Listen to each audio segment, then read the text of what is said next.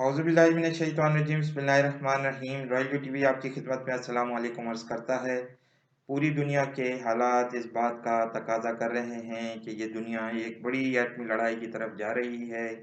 आज नेटो और फिनलैंड के दरमियान होने वाले मुआहदे ने इस बात की तौसीक कर दी है कि रूस की तरफ से एक बड़ा ख़तरा मंडला रहा है फिनलैंड की जानिब, जहाँ रूस ने एटमी हमले की धमकी दी है। आज की वीडियो में हम एटमी लड़ाई और हज़रत इमाम मेहदी अलैहिस्सलाम की आमद के मुतालिक कुछ मज़ीद गुज़ारिशात आपकी नज़र करेंगे।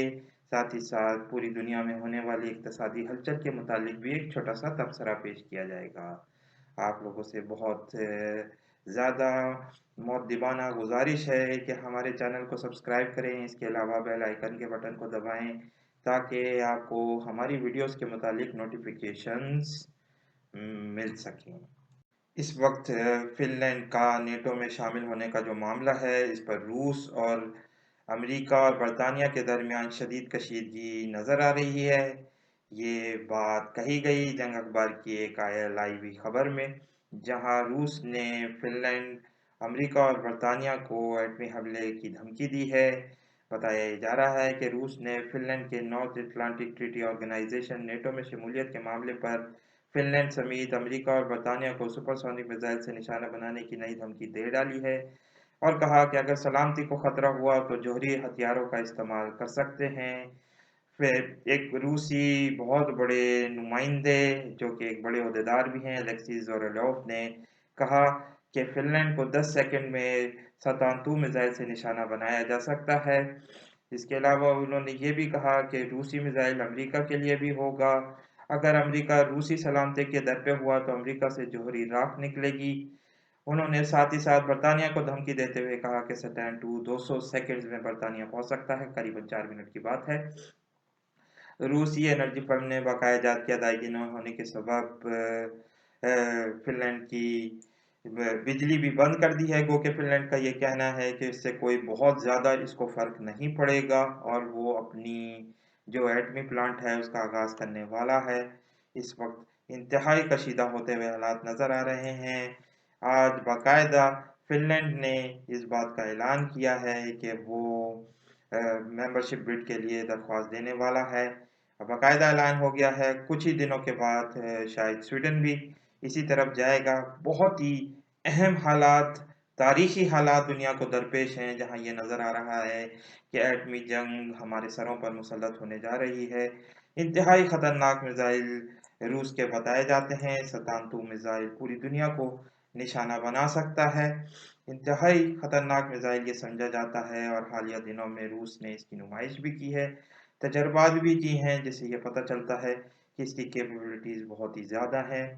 अलेक्सी जोरिनोव ये बहुत ही मशहूर ओहदेदार हैं रूस के, और साथ ही साथ ये बात भी नज़र आ रही है कि दूसरे ममालिक भी नेटो को ज्वाइन करने की कोशिश कर रहे हैं। आज बीबीसी उर्दू ने ये खबर देते हुए बताया कि रूस यूक्रेन जंग ने पूरी दुनिया का माहौल तब्दील कर दिया है, क्योंकि इस वक्त स्विट्ज़रलैंड भी, जो कि अपनी तकरीबन 300-400 साल की गैर जानिबदारी की तारीख रखता है और पहली जंग अज़ीम और दूसरी जंग अज़ीम में रूस के खिलाफ या किसी भी और मुल्क के खिलाफ इनका कोई जंग का इरादा नहीं था, लेकिन अब ये लगता है कि ये नेटो में शामिल होने की ख्वाहिश रखता है। गो के स्विट्ज़रलैंड में इस वक्त ये बात नज़र आ रही है कि बहुत सारे लोग इस बात की मुखालफत कर रहे हैं। स्वीडन में भी कुछ ऐसा ही मामला है, लेकिन बज़ाहिर ये नज़र आता है कि ये दोनों ममालिक भी नेटो को ज्वाइन कर लेंगे।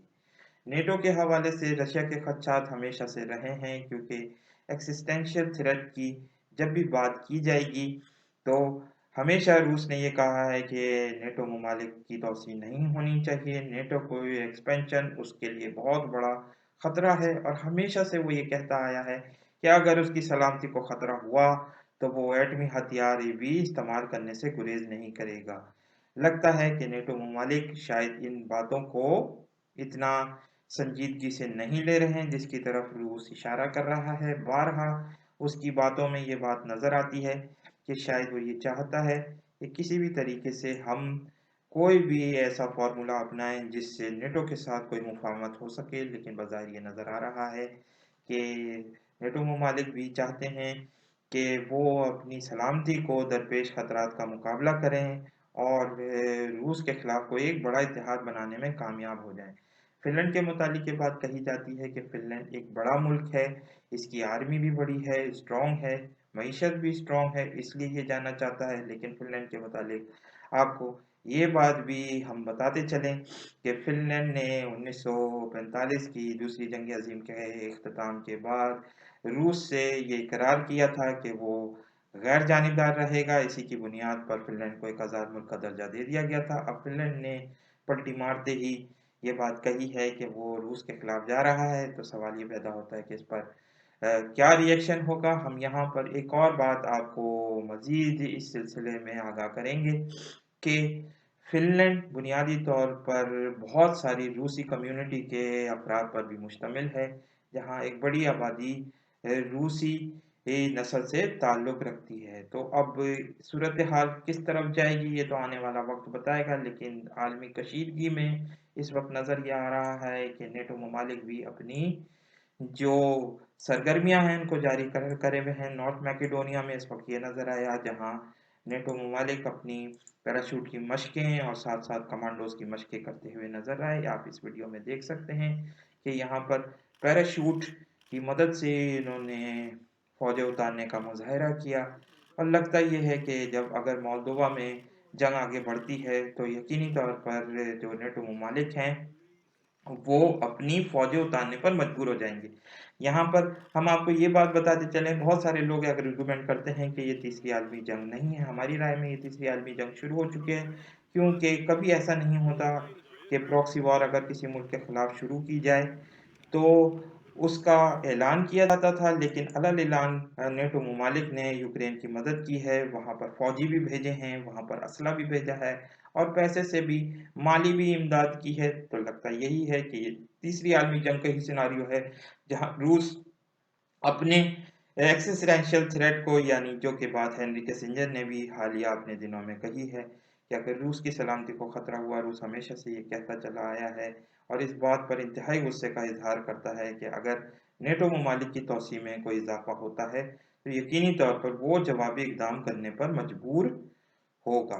اس وقت عالمی اقتصادی مارکیٹوں میں انتہائی بڑی تبدیلی رونما ہوتی ہوئی نظر آ رہی ہے، جب دنیا بھر کی کرنسیاں گر رہی ہیں، گو کہ اس وقت روبل لگتا ہے کہ بڑے پیمانے پر اپنے آپ کو بچانے پر کامیاب ہو چکا ہے، جہاں اس کے گراوٹ میں کمی آئی اور ساتھ ساتھ اس کی قیمت میں اضافہ بھی دیکھا گیا ہے۔ یہ دنیا کی واحد کرنسی ہے جس کی قیمت اس وقت بڑھ رہی ہے، پوری دنیا کی عالمی مالیاتی کرنسیاں گر رہی ہیں اور بہت سارے لوگ بٹ کوائن کے متعلق یہ دعویٰ کرتے ہوئے نظر آتے ہیں کہ آئندہ آنے والی عالمی مالیاتی کرنسی پہ بٹ کوائن کا راج ہوگا اور بٹ کوائن ڈالر کو ریپلیس کر دے گا۔ سوال یہ پیدا ہوتا ہے کہ یہ ایسا کیوں کر ممکن ہو سکے گا؟ بہت سارے لوگ اس کے سلسلے میں مختلف توجیحات پیش کرتے ہیں، لیکن دیکھنا یہ ہوگا کہ آئندہ آنے والا وقت ہمارے لیے کیا چیزیں لائے گا۔ اس وقت عالمی اقتصادی مارکیٹوں میں اسٹاک مارکیٹیں انتہائی تیزی سے